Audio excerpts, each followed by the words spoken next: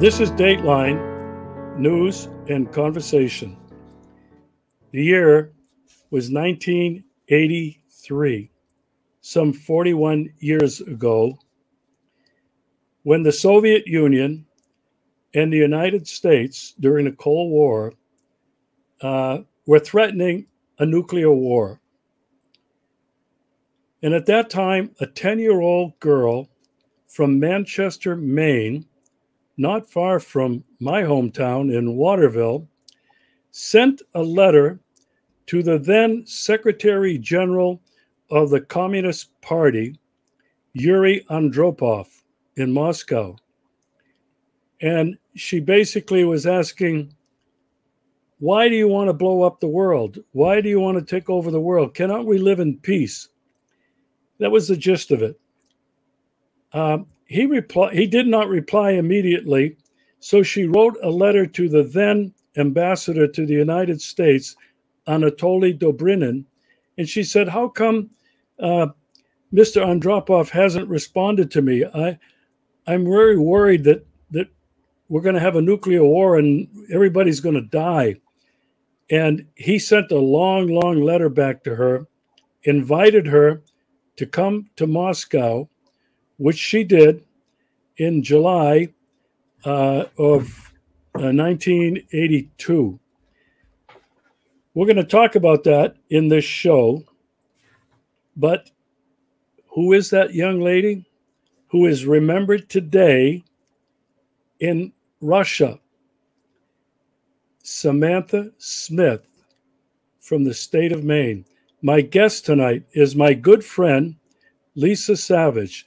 Lisa attended a very important, in my opinion, dedication of an exit coming off of Interstate 95 into South Portland, Maine. It was dedicated to the memory of Samantha Smith. Lisa, welcome back to the show.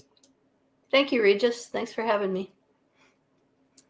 Well, it's always a pleasure. You're doing terrific work, and I know you're busy. You're doing another show tonight, a little bit later on Portland's public access station. It's where I did 11 shows during the Occupy Maine movement. And I really have to take my hat off to you. You're doing really incredible work.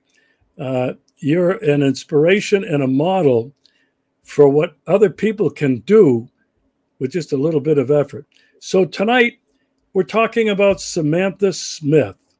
Mm-hmm. She created a media storm in the Soviet Union and the United States with that letter and her trip to the Soviet Union. Tell me what just happened in our state, the state of Maine, to commemorate and to honor her. Yeah, this is an exciting development. Veterans for Peace took the initiative. It's a national group that was originated in Maine, and many of their members are here in Maine. Veterans for Peace reached out to a state legislator here in Maine and said, we would like to dedicate a road, have a road dedicated to Samantha Smith so that, people can learn about her, and as time goes on, she won't be forgotten. And indeed, their state senator wrote the bill and got it passed through the Maine legislature. So the ceremony that I attended last week with my little granddaughter was to dedicate this road. There was a, unveiling of the sign that says Samantha Smith Way. This took place in South Portland, which is right next to Portland, Maine's biggest city. It's a very heavily traveled roadway connecting with the major north-south highway that runs up and down the East Coast. And so I think, it will get a lot of traffic. The ceremony, though, was held at a hotel nearby, and it was a very nice program. I was it was fun to see a lot of old friends, a lot of people that I've worked with on peace initiatives through the years. And one of the reasons that I brought my little granddaughter is that I was helping with her daycare. And also I knew that our artist friend, Robert Shetterly, would be there because one of his early portraits of Americans who tell the truth was of Samantha Smith. And as a retired school teacher, I've had Rob Shetterly come to my school on more than one occasion and bring some of his, I think he's up to 300 some odd portraits, or 270. They're beautifully painted. He's a very talented portraitist, and they're painted on a wooden panel, and they're fairly large. It's just a headshot, kind of like you see us here. And he always includes a quote. So the quote that Rob Shetterly had included on this portrait done some years back is an excerpt from the famous letter that Samantha wrote as a 10-year-old. Manchester, Maine is kind of not too far from the state capital. And, most children, when they first learn about bombs and wars and nuclear weapons, are horrified and aghast and cannot believe that adults aren't doing something to stop this threat to, life on the planet. And so Samantha Smith, being such a girl, I believe she asked her mother to write a letter, and her mother said, "Why don't you write the letter?" So when she was 10 years old, as you mentioned, Regis, she sent a letter to Yuri Andropov, and she did not get an answer right off. He was a busy man at the time, I'm sure. But she pursued it and went through the ambassador from the USSR to the US at the time, and did eventually, about 6 months later, receive an answer from Yuri Andropov. And he was very, thrilled that she had reached out, and also, said that he was very concerned about the threat of nuclear war, and that he was very appreciative of her attempts to be kind of a citizen peace ambassador. And he invited her to the Soviet Union. So she and her father did visit the Soviet Union at least once, I think maybe twice. And so one of the cool things that we saw at this ceremony is that there was a flyer here, a handout on everybody's seat. And this is a photograph of Samantha Smith with her famous letter. And inside, the only text is her letter, which was fairly brief, and then the answer that she eventually received. So that was a nice handout. And we were urged by one of the Veterans for Peace to take home our copy, make more copies of it, and put it in the hands of anybody that we thought could be interested or might be interested in a little Maine history and peace history, Cold War history. So as a teacher, I taught about Samantha Smith many times, and there's a statue of Samantha who died tragically in a small plane crash with her father when she was about 13. There's a statue of her in front of the Maine Library Archives Museum building. And when I would bring students on a field trip to see those things, I would make sure to show them the statue and tell them about Samantha. There are at least 2 books about her. But again, older peace people who were around at that time remember her and know who she is. But there's there are new kids coming up all the time that have not heard her name. I think dedicating a road will, really help with that. The program was wonderful in that many people spoke, including a 13-year-old girl who had taken off school for the day, or at least the morning, to tell us that Samantha was kind of a hero of her parents. And somebody asked, well, why didn't they name you Samantha then? But the girl's last name was Smith. Her name is Celia Smith. And she said, well, then my name would have been Samantha Smith. But she had studied about Samantha, and she'd written a nice essay about her courage and about how it takes that kind of courage to make peace sometimes in a warlike environment that we find ourselves in now. There was also another young teenage girl who played a violin concerto for us. And she was very good, and that was impressive as well. And then the state senator, Maine state senator, Ann Carney, who had sponsored the bill, spoke, kind of teared up while she was talking. And some of the other political supporters, the current mayor of South Portland, the former mayor of South Portland, were in attendance. But it was largely a group drawn from Veterans for Peace, which is a pretty big organization in our state. And I did not hang around for the actual unveiling of the sign. It was a little rainy. I had a young child with me, so But I asked her a couple times if she wanted to leave, and she said, "No, this is interesting." She was hanging in there. When that grandchild of mine first heard about bombs, it was back when Israel was bombing Gaza in 2021, I think, 2020, and she was quite young at the time, and she was aghast. And she made up the chant, "No dropping bombs on people's heads." So for a long time, she would go around tapping that out on her baby brother or tapping it out on the wall, "No dropping bombs on people's heads." All children know that we should not be dropping bombs on people's heads. And this kind of atmosphere of, oh, we can't even talk to Russians. We can't be friends with Russians. We can't listen to Russian music. We can't read Russian novels, is a ridiculous but also frightening precursor to wars. It's typical that kind of xenophobia and villainization of the enemy that the government and the military industrial complex would like to make lots of money fighting, then people get sucked into this. So in the context of right now, the proxy war in Ukraine, the war on Russia using Ukraine that NATO is conducting, it was especially encouraging to me to be at a ceremony where people were recognizing that, a 10-year-old kid knew how to do diplomacy and take a risk and talk to people that she was taught to hate and fear. So, I'm sure the grownups could do so as well. And I'm sure that Samantha Smith's fame will be, more certain now that there is a roadway in a very populous part of our state named after her. So that was a good thing. So, Lisa, I'd like to know a couple of things. Was this ceremony well attended? And did it get much coverage in either the Maine media or even the national media? Because in 1982, when all of this was taking place, as I mentioned earlier, it created a media storm all over the United States. She was on even Johnny Carson and many other of the popular shows. And she was a real hit and a heroine all over the Soviet Union. And people to this day still remember her. So my question is, was it well attended and did it get good coverage?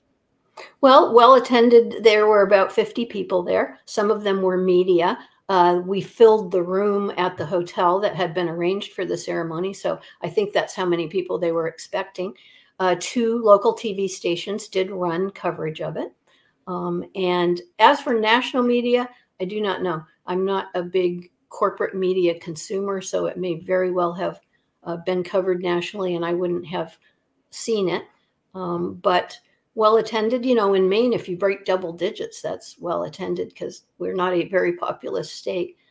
So I felt like there was a good turnout. There was a bookstore owner there from a local bookstore selling copies of a biography of Samantha Smith. So that was a nice touch.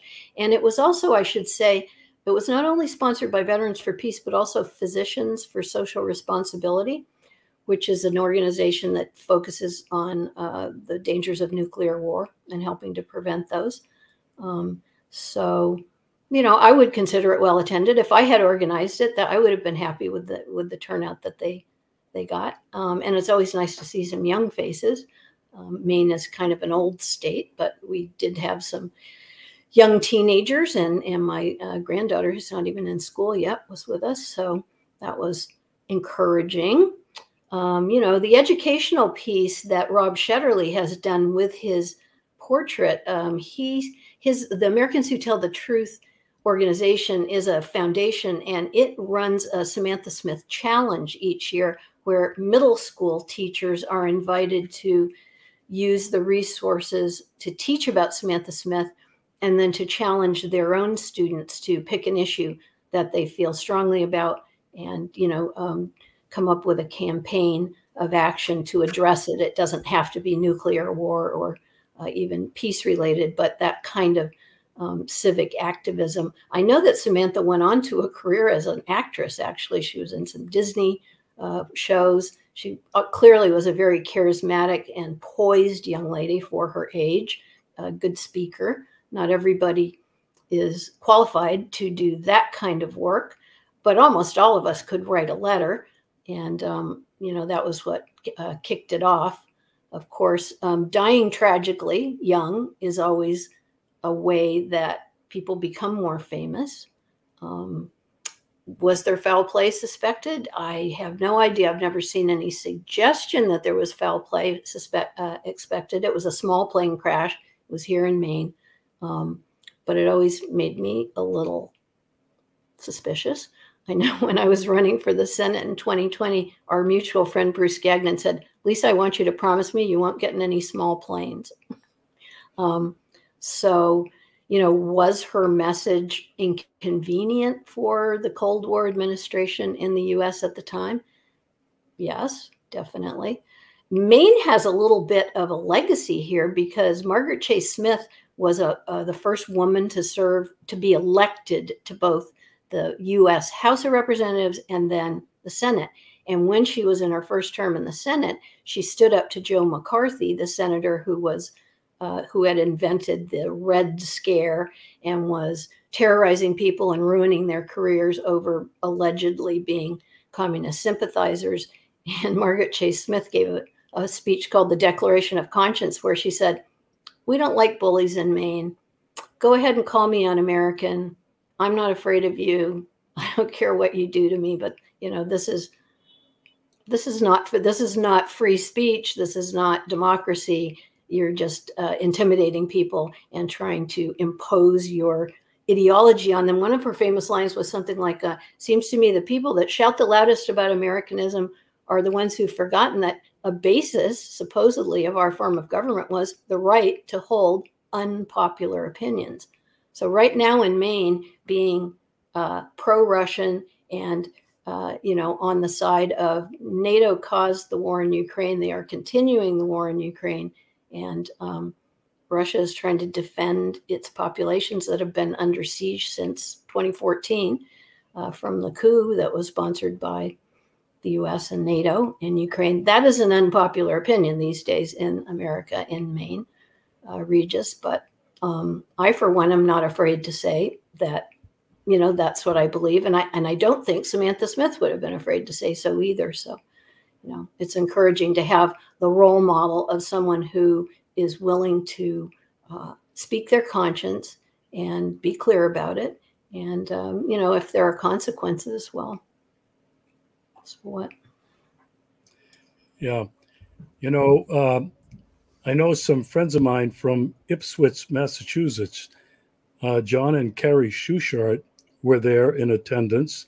At least they had intended to be, because they founded the Veterans for Peace chapter in Ipswich, Massachusetts, and it's named after Samantha Smith. They were there, and they had their banner there. Yes, indeed they were. So I want to make sure that our viewers, whoever is watching, wherever they are, that Samantha Smith is still extremely well-known and popular throughout Russia, as she was during the Soviet era. She visited a pioneer camp, which is only, I think, maybe 15 miles from where I am in Yalta. It's right on the Black Sea. It's a gorgeous environment. It's called Artek. Mm-hmm. And Samantha Smith spent, I think, about a week there with these Soviet Union children, some her age, some older. She befriended many. And to this day, there is a way dedicated to Samantha Smith Way, in this town of Gorzów at Artek. And there's a peace garden that's named after Samantha. And students from all over Russia now still come to this pioneer camp where they learn about Russian history, Russian culture, Crimean history, Crimean culture. The focus is on peace. And in that context, Samantha Smith is being revisited with every group of Russian kids that go there. So her legacy is still alive.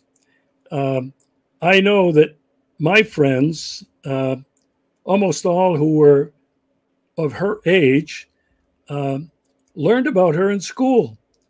And to this day, they remember her, which I think is really important. She captured the imagination of the United States and the Soviet Union, and I think probably many other parts of the world. And as you mentioned, she's an example, a model of what one person can do to bring people together. And we could all learn a lot from that. I want to also mention this. We've never been closer to a nuclear confrontation with Russia than we are today. I cannot understand how people in the United States and even people here in Russia are not really worried about that anymore, and they should be. With this conflict that's going on right now, next door to where I live, although we're not in any danger here, and people in the vast parts of Russia are not in any danger. There's been skirmishes on Russian border, but it doesn't amount to that much. This is an important time to be reminded of Samantha Smith and all of those people and organizations who have spent the last 50 years at least advocating for peace, protesting against war, protesting against nuclear war, advocating for nuclear disarmament. And it really troubles me deeply that the country of my birth unilaterally pulled out of every single nuclear arms treaty with Russia that began with Ronald Reagan and Mikhail Gorbachev. It's a terrible legacy that the United States is bearing now on its collective shoulders. I hope that Samantha Smith's memory, and I hope that this show that we're doing tonight will serve a purpose, not just to remember Samantha Smith, but what one person, one child did to create this awareness and this passion for peace some 41 years ago today. Lisa, Indeed. Thanks so much. You have something you want to say before we finish? I was going to add that the Veterans for Peace are also bringing the Golden Rule, which is a sailing ship that brings a nuclear, anti-nuclear weapons message, nuclear disarmament message. It's coming to Maine this month. So that'll be a nice follow-on to naming Samantha Smith Way. But yeah, we all need to do our part. And here in America, it's very rare that people have access to good information. The propaganda wall is just impenetrable at this point. So those of us that, get some information about what the real risks are of nuclear war, it's a duty of ours to share it with other people so they really know. Yeah, I liken what we're trying to do like dandelions or weeds that are the first flowers, they're flowers, to come through the cracks in concrete pavement, in brick walls. And this is how I liken what we're trying to do against that wall of propaganda. But every little bit, every little dandelion, every little weed, that's us, that pops up through the cracks is doing our part to advocate for peace and for justice and for human rights and harmony around the world.